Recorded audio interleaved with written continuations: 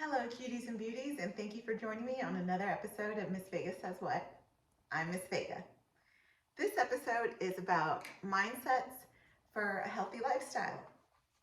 I am not into diet cultures or like weight loss stuff. This video is actually the antithesis of that. It's based on both science and spirituality or emotional intelligence and, just like regular intelligence. So let me begin. I'm going to first open up with we're going to talk about your energy, okay? So, oftentimes when people are in this season of wanting to lose weight, they find themselves thinking of a choice, right? And typically the choice is unhealthy thing versus a healthier thing. Or for me, it would be like Taco Bell or fruit. And when you're doing that, you're going to have to think that all your energy, which is your life force, all your energy is going into something that won't even matter within like the next hour, because you would have either eaten it and it's gone, or you don't choose it and then it doesn't matter, right? So we often find ourselves in that thought process like, oh, I really want to lose weight, so I should do this, but I really want this. And so that energy, which is quite dense, which I'll explain in a little bit, instead of thinking of the thing versus the thing, you want to use that sort of energy on a person versus a person. And what I mean by this is that instead of choosing between the two items, you're going to reframe your thinking to say, do I want to be a person that chooses Taco Bell, or do I want to be a person that chooses a healthier option? And for some people, this can be really far away. So you can begin this practice of reframing your thinking using another person or another entity entirely. So, for example, if that feels too far away, like you can't imagine yourself as a healthy person, you can begin by saying, do I want to choose like an unhealthy person, or do I want to choose like somebody you perceive as healthy to be, or maybe one of the bloggers that you follow? And you begin to choose like them, but eventually you want to change that healthy person to be you. And you could imagine it as the unhealthy you versus ideal you, or unhealthy you versus future you, or unhealthy you versus dream girl you, or unhealthy you versus the you want your children to see you as. It has to be natural to the way you speak to yourself in your inner dialogue, or it won't work, because it's going to affect your belief system. And so you want it to be believable to you. So whatever word you choose is a word that sounds natural to the way you speak to yourself. So it's not where this is a flat choice, this is a becoming.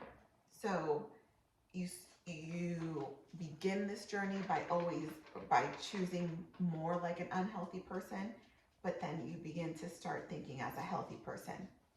And the way you train your brain to continue to do this is that you're going to encourage yourself every step of the way. So every little time you move the meter, you start to encourage yourself by complimenting yourself.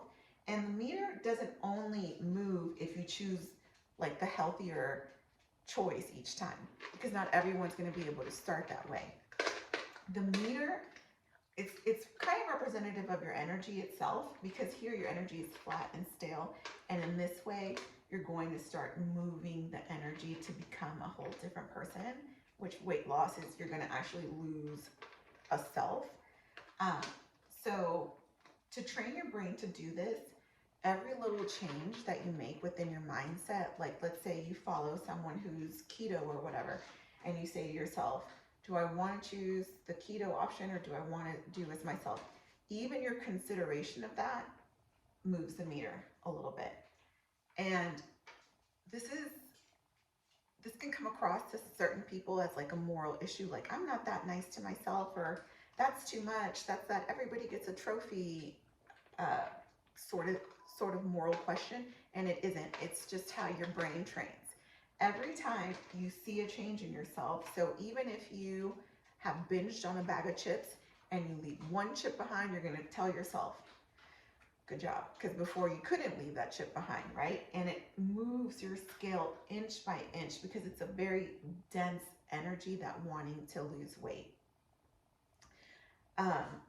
And you want to compliment yourself in a way that is, again, natural to the way you speak to yourself within your inner voice. And so I know a lot of people, especially if they're really having a hard time with this, aren't going to be able to compliment themselves for leaving just one chip behind. So what you do is you can express annoyance to yourself, but still recognize that you did it. So you could just say like, I mean, that wasn't the best, but I did it. But you don't want to be sarcastic with yourself, because it's you. You're talking to you and your own belief system. So sarcasm, you're going to believe that it's not true. However, frustration, and I'll point here to the emotional frequency scale, which is science. You could Google it. Frustration, even though it's still considered a negative emotion, it's higher on the scale, and it'll get you closer to neutrality and a willingness to change. And so if you're complimenting yourself in a way that you're annoyed by yourself, which is a sense of frustration or like slight anger, you're still going to get to a place where that same frustration compels you to change. Whereas if you're self-deprecating, it lives in like the really lower negative emotions like guilt and hatred, and you sort of just sit there, like you stay there. It doesn't change your energy, whereas frustration can be a little bit more productive. So I do want to also speak to spirituality in the terms of when you're changing your voice to say, do I want to be this healthy person or this unhealthy person? You may recognize that your voice is harsh toward yourself. So the way you can begin changing that is using spirituality. If you're a faith practitioner, then you would say to yourself, like, if it's very difficult for you to, so for example, if you're very self-critical, or if instead of unhealthy person, you're actually saying something really rude to yourself, you're going to want to observe which of these would be more like the way a God would speak to you, because that's the one you want to choose. I don't think anybody's God would call them, different types of words. I'm not going to use the words in my videos. It's what you call yourself, like within your mind, like if you eat too much or whatever. So to make these choices, if you're a faith practitioner, you're going to say, which one sounds closer to the way God would speak to me? I need to choose that thought process. So I've mentioned a couple times that weight loss, or like wanting to lose weight or become healthier, is a really dense experience or emotion, and density is typically a spiritual word. And the reason for that is that so our mind is actually the combination of our brain and our body, and we misinterpret it sometimes, but our body is actually 80% of our mind, and our brain is about 20%, about. Some scientists argue it differently, and some argue it as much as like 5 and 95, right? But the point is that the mind that is your body, the mind that's within your body, within your cells and fascia, is stronger than just your willpower. And often when we're doing like a thing versus thing type of diet, it's a lot in the mental realm, a lot in like willpower. And what it actually is that you're needing to change like the way your body craves and craves and looks for satisfaction, or becomes a different person. This is, you just moved toward there. So with that, I'll speak a little bit more on how faith affects this. So if you can think about it, if you're a faith practitioner and God is in everything, right? He could be in this journey with you, but would God answer you if you're like, dear God, please help me to not eat this crappy food? He's infinite and he's good, so he might.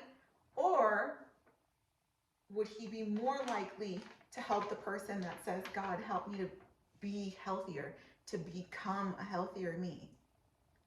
Where would he perhaps offer help when there's like children starving, and you're asking to refrain from something?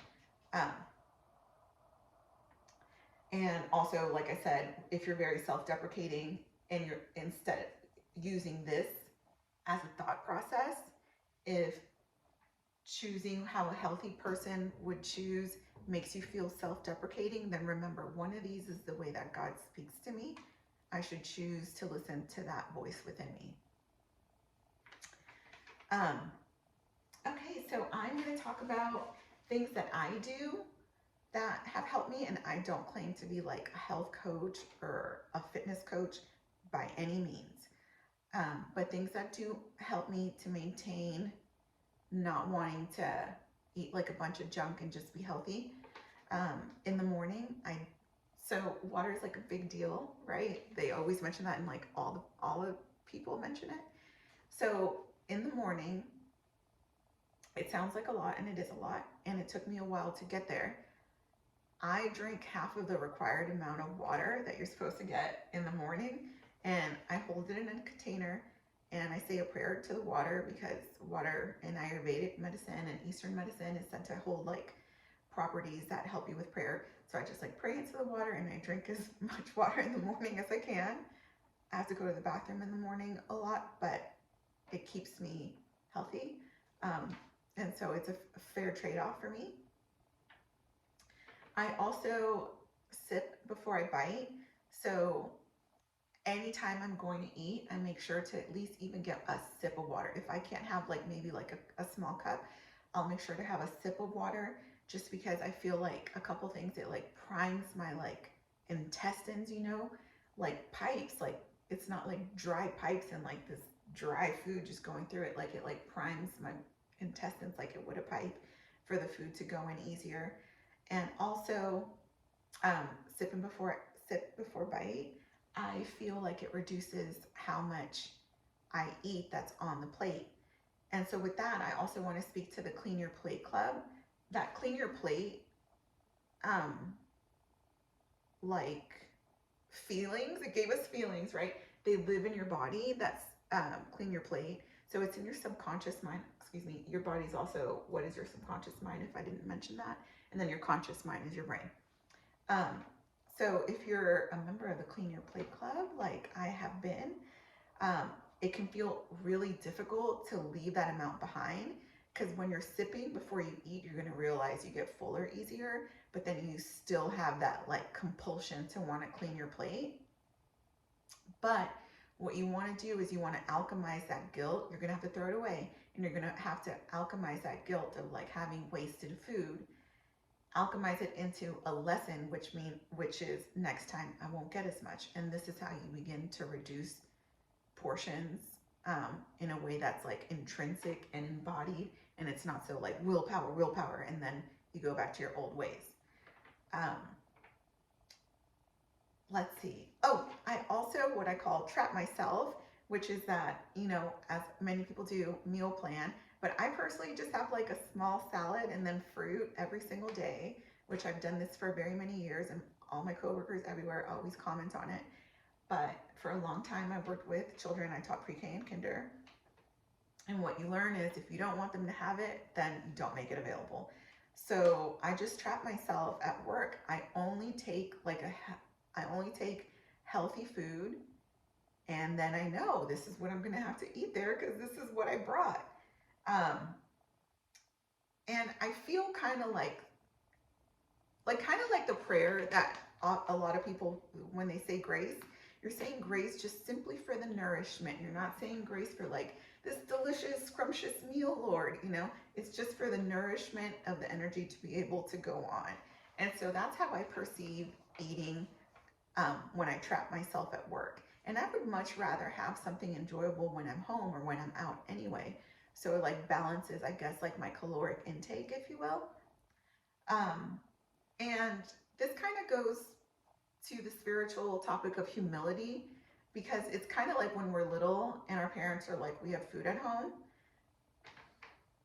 you have healthy food for lunch. And it, just like it did when we were little, it like makes us feel bad. It'll make you feel bad for like the first while that you're practicing it. It'll make you feel like bum, like, oh, right.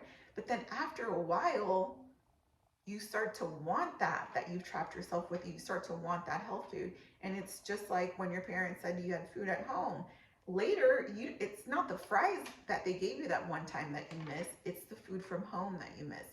So in the same way, your body's going to start to miss like that healthy eating that you do every day at a certain time.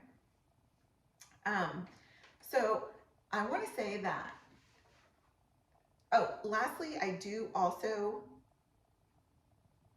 fast, although I never call it that. In many of my videos, I say I don't believe in labels, and this is another one in my head. I just call it eating on a schedule.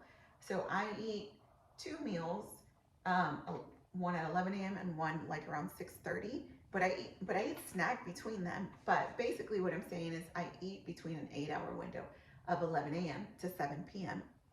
But and I would say that this has helped my body tremendously regulate itself because it's so scheduled.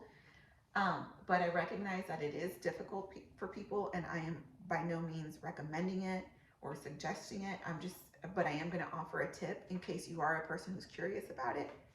I recognize that people find it like they're too hungry. So instead of starting with like an 8-hour window, which I have a diagram here, instead of starting with an 8-hour window, begin with a wider window from like 10 to 8 or even 9 to 10. And then every day, shrink it by 15 minutes. Shrink it by 15 minutes off the top and off the bottom until eventually you've shrunk it down into an 8-hour window. And the thing is, weight loss or healthier living, if you really want it, it's going to cost you something, and it's going to cost you hunger because your body is changing into a new body, and the new body has to have a different level of hunger for it to function at that healthy weight.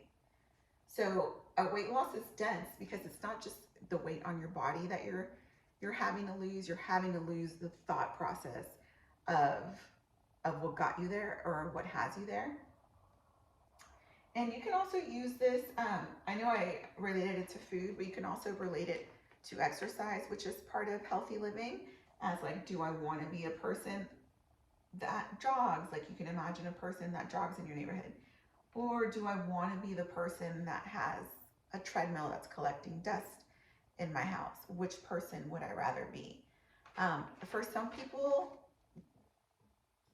this can inspire a choice really quickly. And for some people, the choice will come very slowly.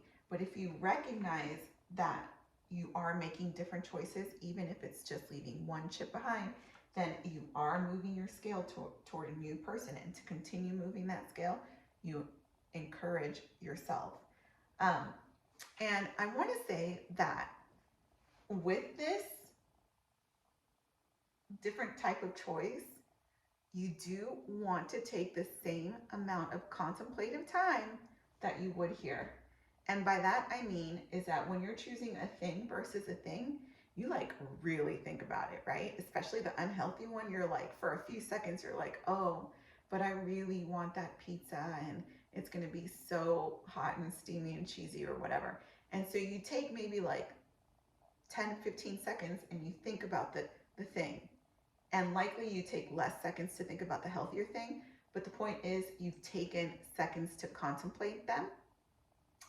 In that same way, you are going to have to contemplate an unhealthy version of you versus the healthy version of you for just like a few seconds. You can't just be like, oh yeah. It has to be like the same amount of contemplation that you would exert your energy on a random thing that won't even matter. But this is you. This is you as a person who you are. So then you do want to take that contemplative energy of thinking of yourself as an unhealthy person versus thinking of yourself as a healthy person. And so for those of you that are very scientifically driven, this is just basically data. You're just taking data on yourself, and it's self-data, whereas we typically enjoy like that science argument where it's data in mass. This is data of yourself. And I will say that for some of us, it makes doing this practice will affect your belief system, whether you're science or faith-based. So it can make you feel some feelings. So it might make you feel maybe some embarrassment, but that's still like scientific because, you know, Brene Brown, she talks about the science of shame. For those of you that are very motivated by faith, then what you're looking at here is that you're looking at your truth.